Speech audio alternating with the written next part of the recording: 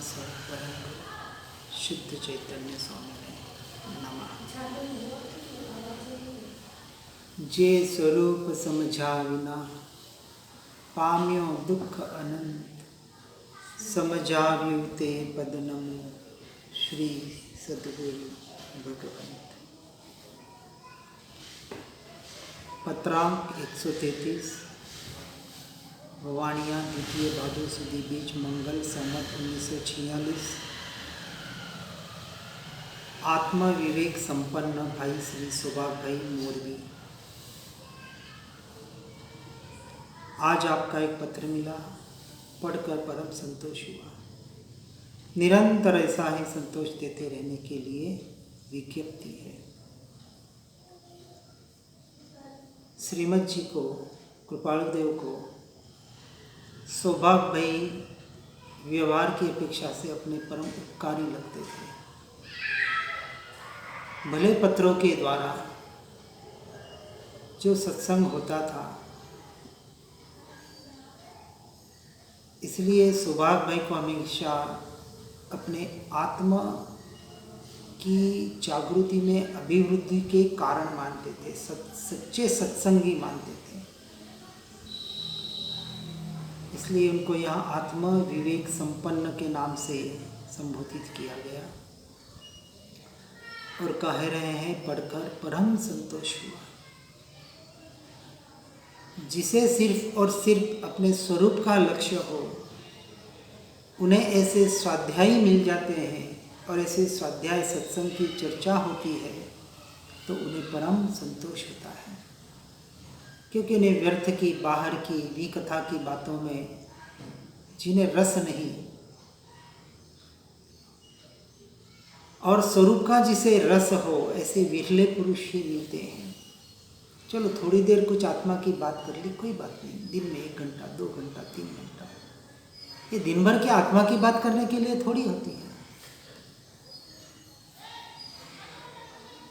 ये धर्म कितना करना, सुबह शाम करना है, दोपहर को कुछ कर लिया, 3 टाइम सामायिक कर ली, प्रतिक्रमण कर लिया, कुछ कर लिया, हो गया धर्म। फिर संसार, हम तो संसारी जीव है ना, तो 20 घंटे तो संसार में रचे बचेंगे। 4 घंटा तो सिर के ऊपर पानी चला गया। कहते मोक्ष चाहिए हमें, और मोक्ष भी किसके आधार पर चाहिए? शरीर की क्रिया पर आधार पर चाहिए। कषाय तो जैसी की जैसी पड़ी है भाई। क्रियाएं, साधन जो भी बताया, कषायों के शमन दमन के लिए बताया। मोह राग द्वेष तो जैसे के तैसे पड़े। ठीक है, चलो संसार से विरक्त हो गए, संसार का मोह छूट गया, ऐसा लगता है, होता नहीं है। ये तो भ्रांति में और बड़ी भ्रांति में पड़ जाते हैं। हमने संसार का त्याग कर लिया और फिर कोई आ जाए तो हमारे संसारी माता पिता, संसारी भाई बहन। अरे जब संसारी नहीं है तो संसारी माता पिता नहीं, भाई बहन कहाँ से रहे? शब्दों में ही हम अज्ञान दशा को प्रकट कर लेते हैं। अरे ये मेरा कोई नहीं है, जब शरीर ही मैं नहीं हूं तो शरीर के संबंध मेरे कहाँ से रहेंगे? जब संसार का ही त्याग हो गया तो कौन माता, कौन पिता, कोई भाई, कोई बंधु, कौन बेटा, कौन क्या? अभी तो मेरे लगते हैं। ये मेरे लगना ही तो मोह है, और मोह कहा किसको? इसको राग नहीं कहा भी है।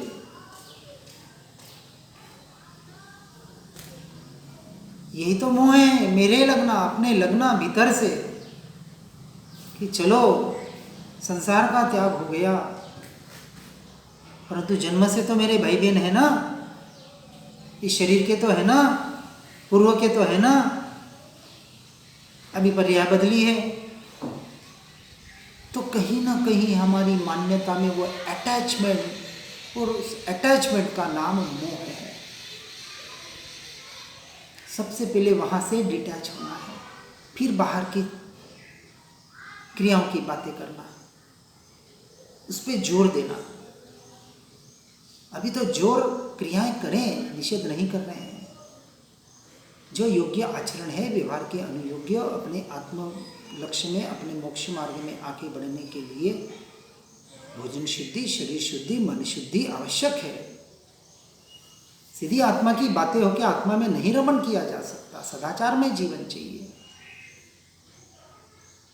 इसलिए ऐसे जो सत्संगी और जो परम सत्संगी होते हैं, उनसे तो बैठ के उनसे सत्संग करते हुए परम संतोष प्राप्त होता है। और कह रहे निरंतर ऐसा ही संतोष देते रहने के लिए विज्ञप्ति। कौन सा संतोष? संतोषी सदा सुखी। लेकिन हम तो उल्टा काम कर रहे हैं। जहाँ संतोषी होना था संसार में, वहाँ तो असंतोषी रह रहे हैं। और फिर धर्म क्षेत्र में कहते हैं हम तो संतोषी है,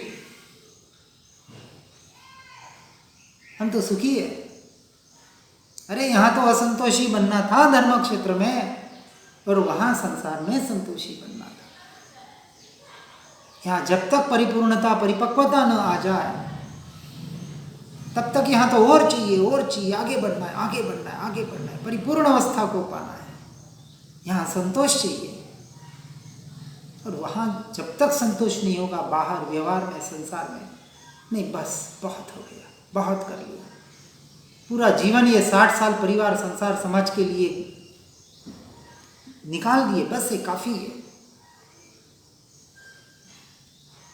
अब अपने लिए, मेरे लिए, अब मेरे लिए कितनी दृष्टि शरीर पे जाती है। भाई अब रिटायरमेंट हो गया, अब तो अपना ध्यान रखो, शरीर की योगा करो, प्राणायाम करो, वॉकिंग करो, ये करो, वो करो, सब करो। किसके लिए? शरीर के लिए, स्वस्थ रहे। 100 साल पूरे करने हैं। क्यों करने हैं? क्या उद्देश्य मनुष्य जन्म का नहीं पता। कितना टिका लेंगे शरीर को, टिका टिका के। और 100 साल भी जी भी लिए तो क्या कर लेंगे? यदि धर्म जीवन में नहीं है तो कर्म ही तो बांध देंगे। उससे तो आज मरना अच्छा, कम से कम नए कर्म तो बंद नहीं होंगे। पर क्यों मरे? अरे मरने के पहले धर्म को प्राप्त करके मरे। मनुष्य जन्म मिला किस लिए? अपने धर्म को, सत्य धर्म को पाने के लिए। और ऐसा तत्व सुनने को मिले, ऐसे महापुरुषों का सानिध्य, भले परोक्ष हो, प्रत्यक्ष हो, जैसा भी हो। महापुण्य का उदय चाहिए। ये पुण्यानुबंध पुण्य कराएगा? बाहर दया, दान, व्रत, पुण्यानुबंध पुण्य नहीं कराएगा, संसार में भटकाएगा। पुण्य से सुख सुविधाएं नहीं मिलती है, व्यवहार से भले कहने में आ जाए। पुण्य से तो सच्चा धर्म मिलता है, और हमें मिल गया। अब पुण्य से वापस नया पुण्य का बंध नहीं करेंगे, सत्य पुण्य का बंध, जो सत्य मार्ग पर ले जाए, ऐसा पुण्य बंध चाहिए अब हमें। इतना इस भाव में पुरुषार्थ करें कि अगले भाव में जहां भी जाए वो सम्यक दर्शन साथ में लेके जाए। वहां फिर आपको सम्यक दर्शन के लिए मेहनत, पुरुषार्थ नहीं करना पड़ेगा। फिर वहाँ चारित्र मोह को काटने का पुरुषार्थ करना पड़ेगा। वहाँ सम्यक दर्शन सहज ही, कोई एक, जैसे कहते एक चिंगारी आपको मिल जाएगी, फट से आग लग जाएगी भीतर में। अरे कहाँ भटक रहा हूँ मैं? वो संस्कार यहाँ से इतने दृढ़ करने हैं, और उन संस्कारों को साथ में ले जाना है। अपनी आत्मा के संस्कार, व्यवहार के संस्कार होंगे तो व्यवहार के संस्कार साथ में जाएंगे। व्यवहार में भटकेगा वो फिर आगे भी। यहाँ जो उपाधि है वह एक अमुक काम से उत्पन्न हुई है, और उस उपाधि के लिए क्या होगा ऐसी कुछ कल्पना भी नहीं होगी। अर्थात उस उपाधि संबंधी कोई चिंता करने की वृत्ति नहीं रहती। आदि व्याधि उपाधि, मन के रोग, शरीर के रोग और संसार के रोग।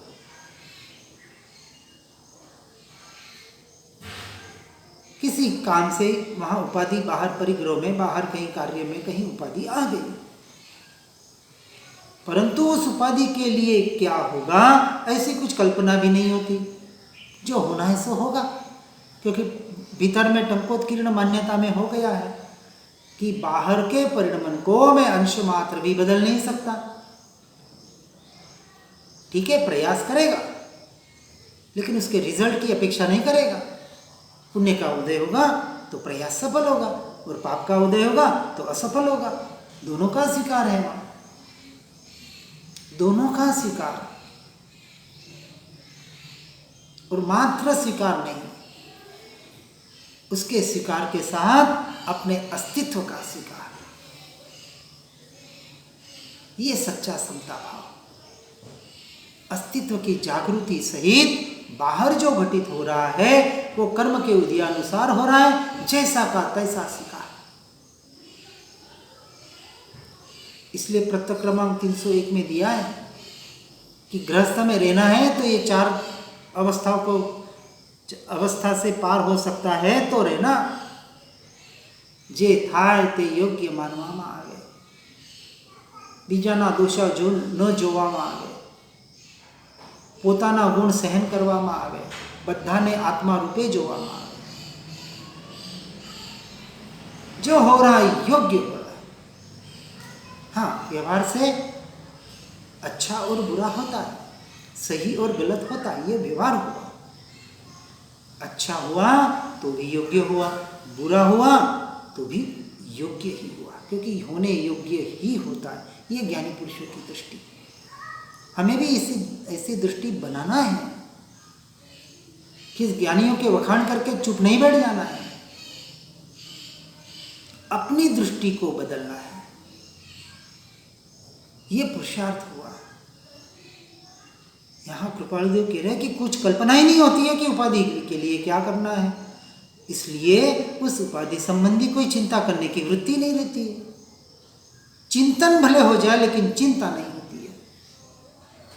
ठीक है, कोई उपाधि आ गई, उसका रास्ता कैसे निकालना है, कुछ प्रयोजन जो भी करना है सहजता से हो गया, कर लिया, नहीं हुआ तो हाथ जोड़ दिया, नहीं होता है भी हमसे। यह उपाधि कलिकाल के प्रसंग से एक पहले की संगति से उत्पन्न हुई है और उसके लिए जैसा होना होगा वैसा थोड़े समय में हो रहेगा। इसलिए इस संसार में ऐसी उपाधियां आना यह कोई आश्चर्य की बात नहीं है। इस जीव ने, हर एक जीव ने अपने को अपने अपने पर सोचना है कि मेरे साथ जो कुछ भी ये व्यवहार में बाहर संसार में घटित हो रहा है, उस अज्ञान दशा में, उस मिथ्यात्व रूपी दशा में इस जीव ने ही अपने जो कर्म बांधे थे, क्योंकि व्यवहार से तो उसका कर्म का कर्ता भोक्ता जीव को ही बताया, अज्ञान दशा में, मिथ्यात्व की दशा में। इसी का नाम तो भ्रांति है।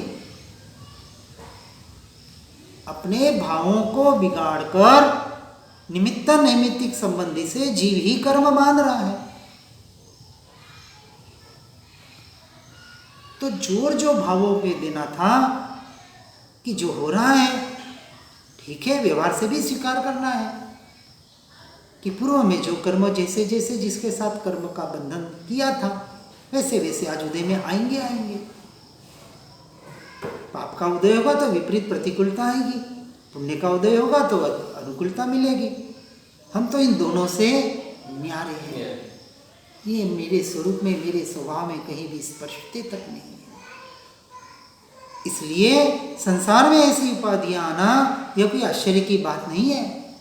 अरे सिर्फ उपाधियां नहीं, आदि व्याधि उपाधि कुछ भी आ जाए, सारे कर्म के परिणमन तो है। और क्या है? पुद्गल के परिणमन, कर्म पुद्गल। जो उनसे टोटल कट ऑफ हो जाता है, उसे अपना मानना छोड़ देता है, वो कभी दुख होते हुए भी दुखी नहीं होता है। और चाहे बाहर का सुख भी आ जाए तो उसमें अपने को सुखी नहीं मानता है। दोनों परिणमन, दोनों में समभाव। और सिर्फ समभाव नहीं, वो उसको अपना परिणमन न मानते हुए अपने आप को आत्मा मानता है। ये सच्चा समता भाव। इसलिए कहते हैं कि ईश्वर पर विश्वास रखना यह एक सुखदायक मार्ग है। जिसका दृढ़ विश्वास होता है वह दुखी नहीं होता, अथवा दुखी होता है तो दुख का वेदन नहीं करता। पहली बात तो दुखी नहीं होता, और ऐसा कोई तीव्र दुख आ भी जाए तो उस दुख को अपना स्वरूप नहीं मानता है, उसका वेदन नहीं करता है। दुख उल्टा सुख रूप हो जाता है। ये ज्ञानी बनने के लक्षण बताए।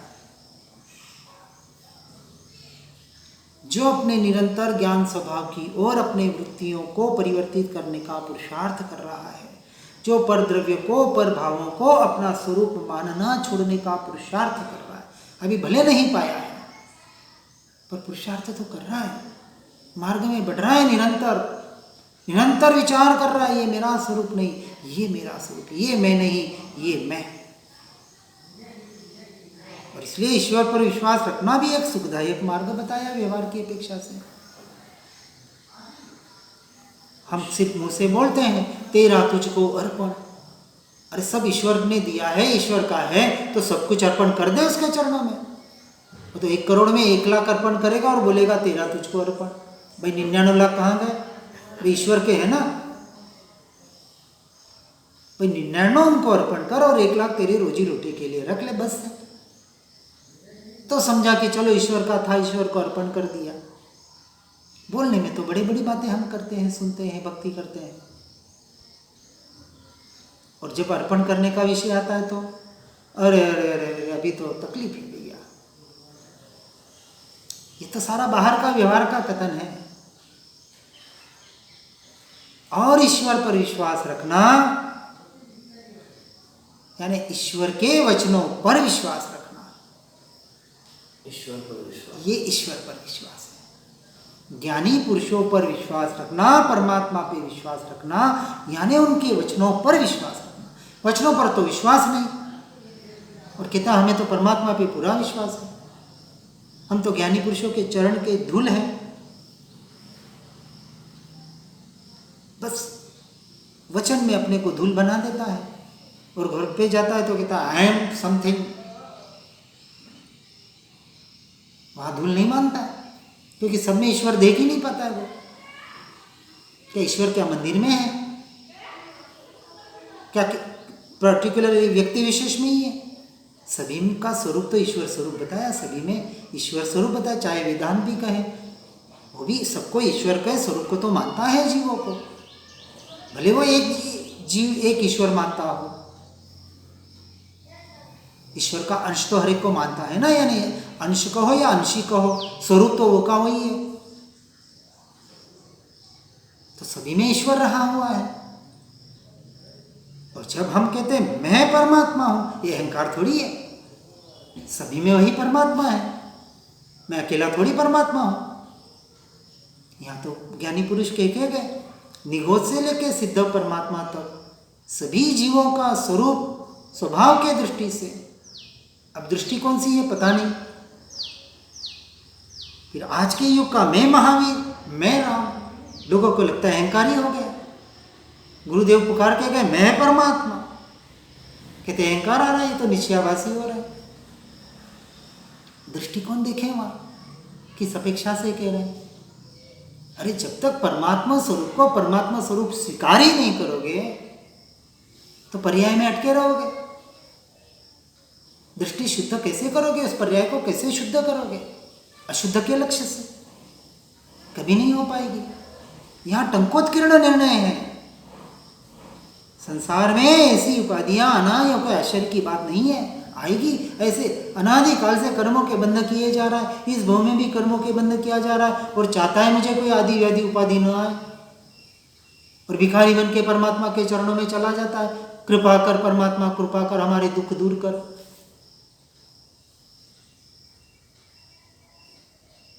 भाई बांधे तूने कर्म, उदय में आएंगे।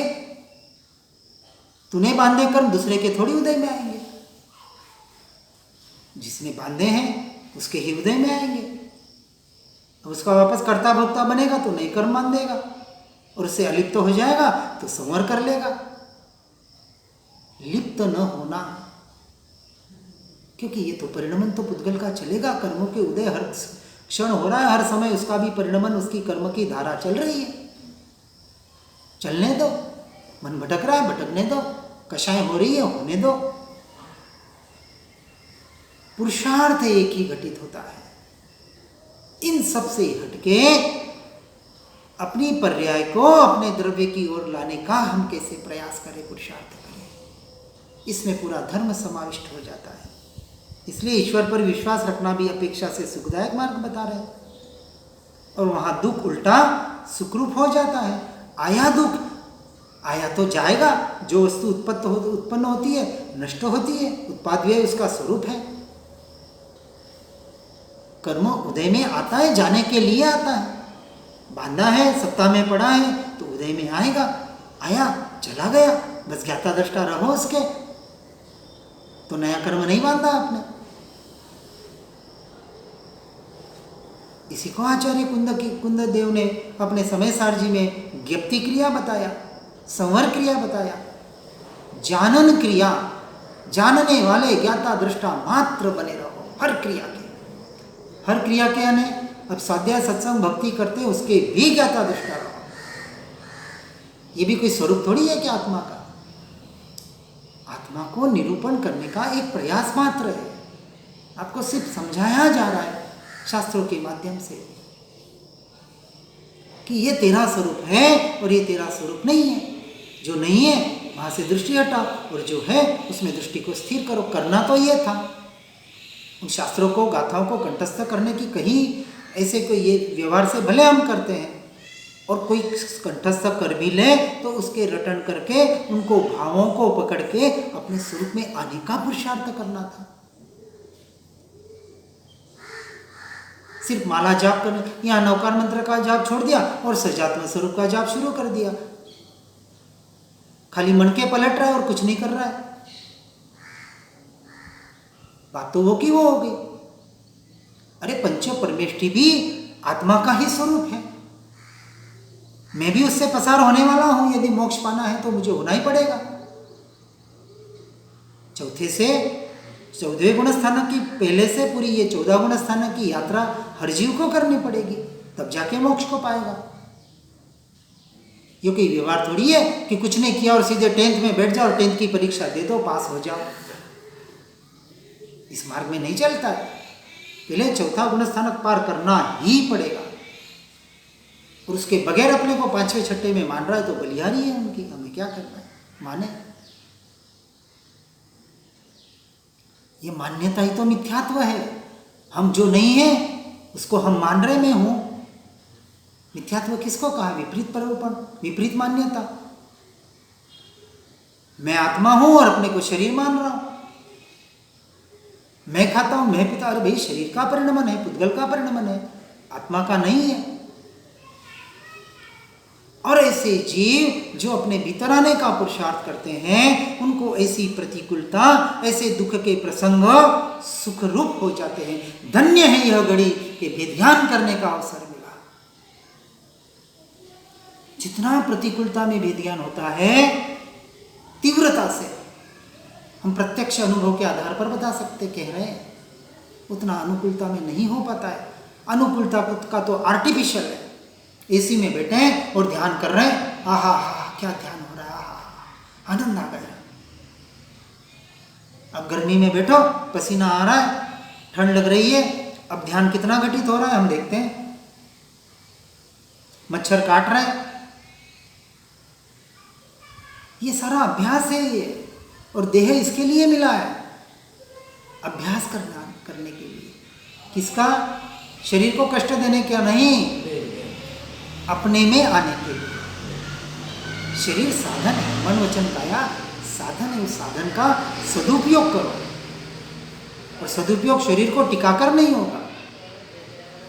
हम तो स्पष्ट कहते हैं, यदि चौथे 5वें गुण स्थानक का अभ्यास करना है तो साथ साथ में जितने आप सहनशीलता आपकी है, जितनी, जबरदस्ती नहीं, पर जितनी सहनशीलता है उतने सहन करने का साथ में प्रयास करो। भेद ज्ञान के लिए, अपनी आत्मा में आने के लिए। ठंड लगेगी और भेद ज्ञान चलेगा। अरे ये ठंड तो शरीर को लग रही है, मुझे क्या लग रही है? मैं तो उसका ज्ञाता दृष्टा मात्र हूं। ये जो क्रियाएं हो रही है ये शरीर की हो रही है, मन वचन काया की हो रही है, पुद्गल का परिणाम मात्र है, मेरा कुछ भी नहीं है। वहाँ भेद ज्ञान करो। ये शरीर साधन बनाया आपने, और साधन ही तो है।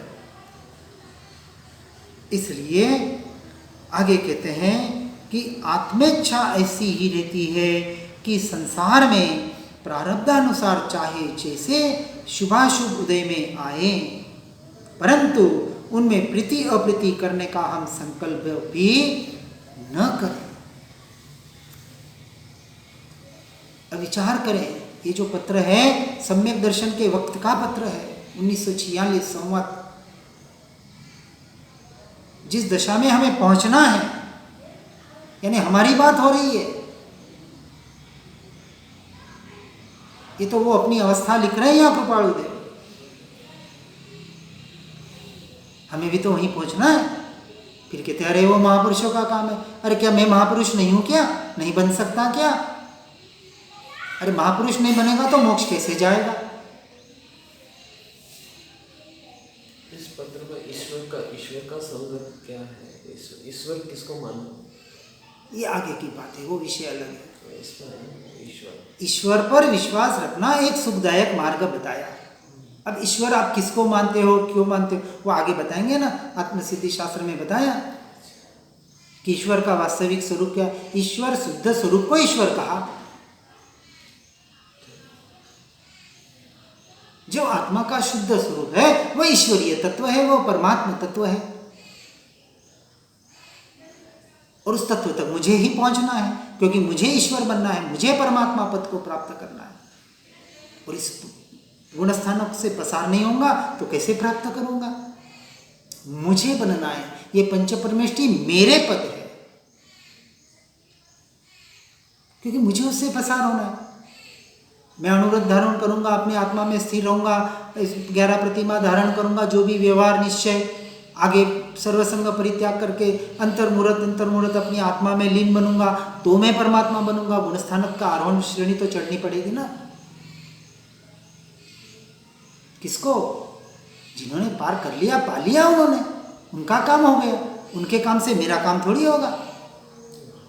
मैं तो खाऊंगा, अपने पेट में उतारूंगा तो मेरी भूख मिटेगी। अब कहेंगे भाई आपने खा लिया, मेरा तो पेट भर गया, कितने दिन भूखे रहेगा? और बाहर भूखा एक बार रह भी जाए, यहां वो मार्ग नहीं है। जिन्होंने किया वो हमारे आदर्श है, इतना ही बस। उन्होंने जिस मार्ग से किया, जिस पुरुषार्थ से किया, उस मार्ग पर हमें चलना पड़ेगा। उस मार्ग पर हमें स्वयं का पुरुषार्थ करना पड़ेगा। अब एक गरीब झोपड़ी में रह रहा है, उसके सामने एक करोड़पति है। अब उस गरीब को रोज इच्छा हो रही है मैं भी इसके जैसा करोड़पति बनूं। अब उसको हम जाके कह दे, उस करोड़पति की ये माला गिन ले, ओम करोड़पतये नमः, तू करोड़पति हो जाएगा। आज दिन तक कोई माला गिन के करोड़पति नहीं बन सका, न बन सकता है, और न परमात्मा बन सकता है।